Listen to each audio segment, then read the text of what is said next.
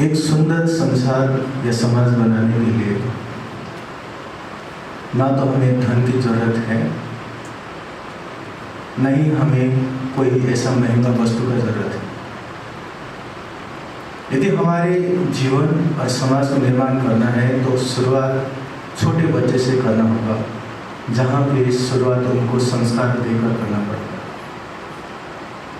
यदि बच्चों के पास संस्कार ही ना हो तो वही व्यक्ति जब प्रधानमंत्री बनते हैं, वही बिजनेसमैन बनेंगे, वही टीचर्स बनेंगे, तो आने वाले समाज कैसा हो।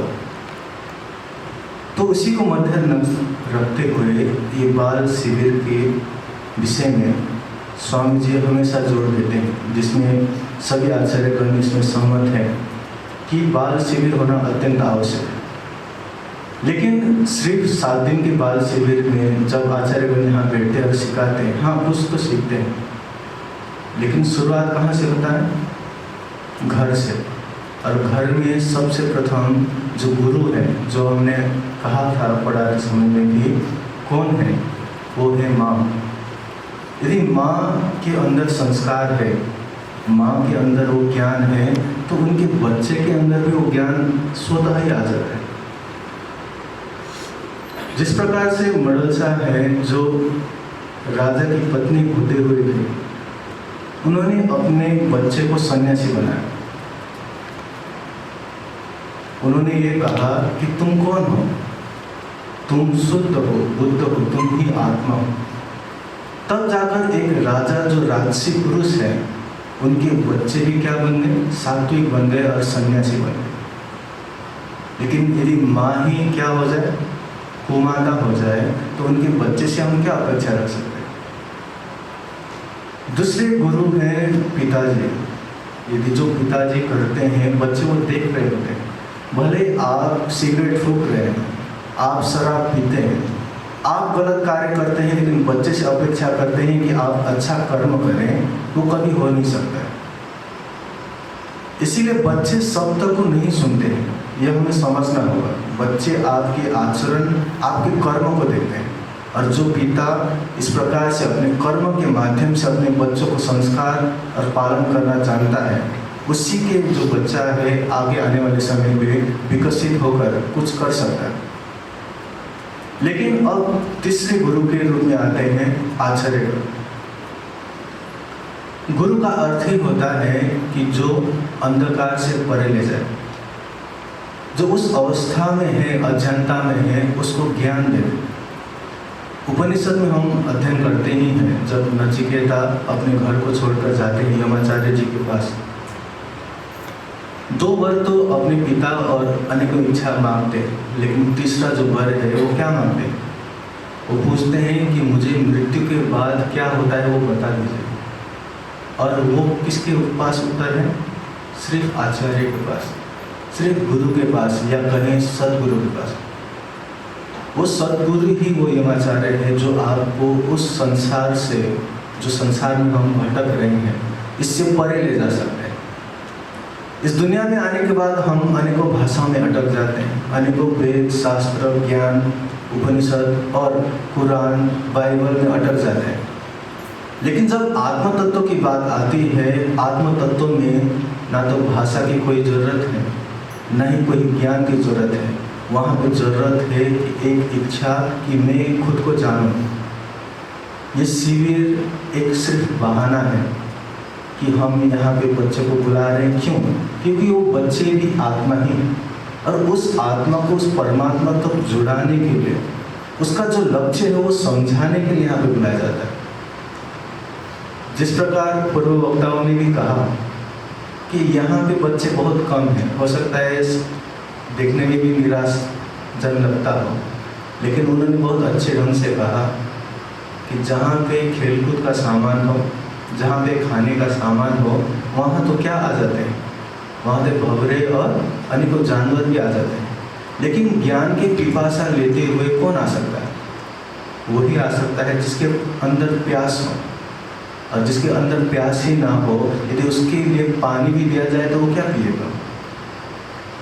इसीलिए वेदों में कहा गया है, विद्यायाम अमृतम अश्नुते। विद्या क्या है? सच में जो ज्ञान बताया जाता है वो अमृत की तरह है। और यदि वो अमृत पान करना ही नहीं चाहे, यदि वो पहले से संसारिक रस से भरा हुआ है, तो वो किस प्रकार से अमृत को भी पान कर पाए। इसीलिए यहाँ पे आते समय में जब बच्चे भी आए तो भी कैसे आना चाहिए? खाली होकर। यदि आप बड़े हैं तो बड़े भी कैसे सुनना चाहिए? उसको भी खाली होना पड़ता है। जो भरा हुआ ग्लास है उसमें जितना भी पानी डाला जाए या अमृत डाला जाए वो आखिर में गिरता ही है, लेकिन जो ग्लास खाली है उसमें हम कुछ डालते हैं तो वो रहता है। मैं जब दिल्ली में था, अभी प्रोग्राम हुआ था, गोष्ठी हुई थी वहाँ पे, तो किसी ने मुझे प्रश्न पूछा था कि क्या मैं आ सकती हूँ या नहीं। वो लगभग 40, 45, 50 साल के होंगे। मैंने कहा ये बाल शिविर है, लेकिन उन्होंने जवाब में उत्तर दिया मुझे कि वो कह रहे हैं कि मैं भी बालिका ही हूँ, मुझे कुछ आता नहीं है। यदि ये समझ सच में हमारे अंदर है कि मैं अभी छोटा ही हूँ, चाहे उम्र हमारे बाहरी तन से कितना भी बड़ा हो गया, तो वही चेतना क्या कर सकते हैं? आने वाले समय पर ज्ञान को ग्रहण करके आगे बढ़ सकते हैं। लेकिन जो पहले से ही अपने आप को ज्ञानवान समझता है, चाहे वो बालक ही क्यों ना, यदि वो बचपन से ही अहंकारी है तो वो कभी भी आगे बढ़ते हुए ज्ञान को प्राप्त नहीं कर सकता है। तो यहाँ पे जब हम आए, 7 दिन रहे, तो जो ज्ञान लिया है उसको अब क्या करना चाहिए? थोड़ा सा इसको मनन चिंतन और ध्यान के लिए थोड़ा सा चितवनी की ओर ले जाना चाहिए।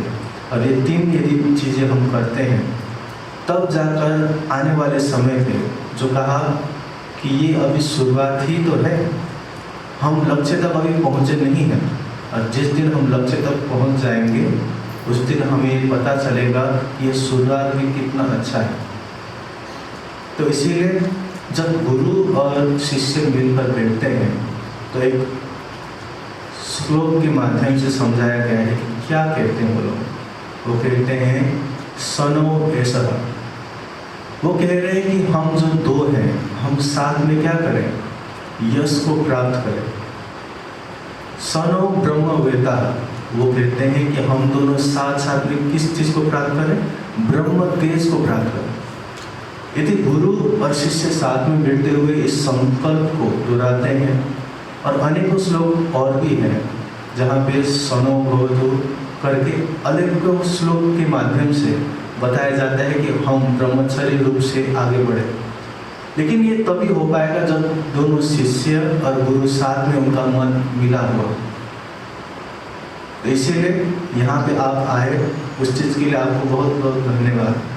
लेकिन इस चीज़ का भी ये ध्यान रखिएगा कि यहाँ से जाने के बाद भी यदि आप उस ज्ञान को फिर भूल जाते हैं तो आपका ही क्या होगा? वो नुकसान होगा।